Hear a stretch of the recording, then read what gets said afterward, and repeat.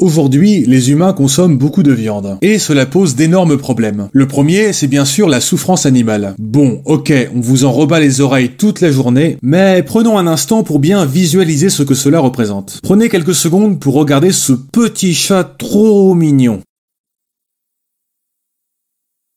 Bon, maintenant, enfermez ce chat dans une minuscule boîte en fer pendant plusieurs années et gavez-le de croquettes périmées. Puis, un beau jour, sortez-le de la boîte et découpez-le au cutter, avec une complète indifférence à ses miaulements d'agonie. Si je faisais cela, je passerais pour une personne ignoble, même si je mangeais le chat à la fin. Mais ce que je viens de décrire, c'est grosso modo le sort de 60 milliards d'animaux d'élevage chaque année. Ça fait quand même beaucoup de petits chats mignons torturés. Alors, certes, il y a des animaux qui sont mieux traités, mais l'immense majorité des animaux élevés pour leur viande ont une vie absolument merdique. Pas parce que les éleveurs industriels sont méchants, bien sûr, mais parce que ça coûte moins cher de les élever comme ça et que les consommateurs préfèrent la viande moins chère. Deuxième problème, l'industrie de la viande est aujourd'hui la cause principale du réchauffement climatique. Elle produit davantage de CO2 que tous les transports réunis. 83% de la surface agricole mondiale est utilisée pour la production de viande, sans parler de la pollution que cela engendre. Bref, l'industrie de la viande, en plus de produire des gigatonnes de souffrance chaque année, est une source majeure de pollution et de réchauffement climatique. Alors, le but ici n'est pas de culpabiliser les gens, mais on pourrait néanmoins se demander, juste comme ça, entre nous et de façon purement théorique, ce que nous pourrions faire pour remédier à ces problèmes. Nous pourrions, par exemple, réduire notre consommation de viande, voire devenir végétarien ou vegan. Et si vous faites cela, c'est tout à votre honneur. Mais les vegans ne sont qu'une petite minorité. On pourrait, bien sûr, chercher à convaincre l'humanité entière de ne plus manger de viande. Mais si vous traînez un peu sur internet, vous avez dû constater que le véganisme suscite des réactions d'opposition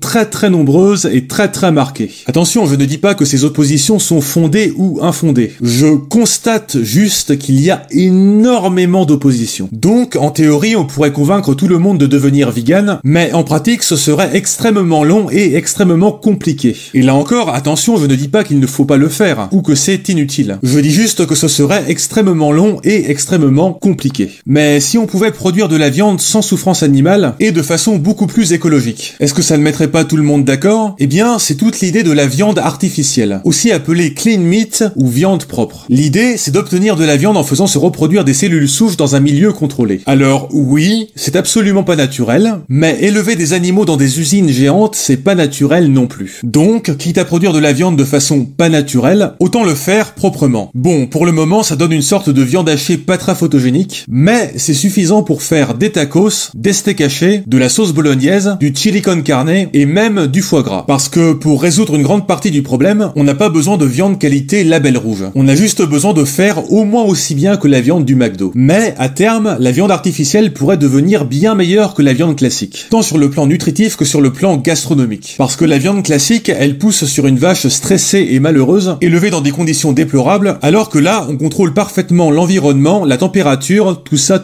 On pourrait, à terme, reproduire la texture des meilleures viandes pour un coût bien plus réduit, voire même créer des formes de viande meilleures que tout ce qui existe actuellement. Alors, c'est encore à un stade un peu expérimental, mais plusieurs startups sont déjà sur le coup. Mais ce qui manque, c'est surtout la demande. Car beaucoup de gens n'ont jamais entendu parler de ce truc, ou alors n'en voient pas l'intérêt. Donc, si vous voulez faire basculer le monde dans une nouvelle ère de viande éthique et écologique, eh bien, je vous invite à répandre la bonne parole de la viande propre autour de vous. Et si vous vous sentez l'âme d'un start-upper, lancez-vous dans l'aventure, c'est sans doute le meilleur moment pour cela. Merci d'avoir regardé cette vidéo, n'hésitez pas à la liker, à la partager sur les réseaux sociaux et à vous abonner en mettant la cloche. Et pour en savoir plus, cliquez sur le lien dans la description. À la prochaine.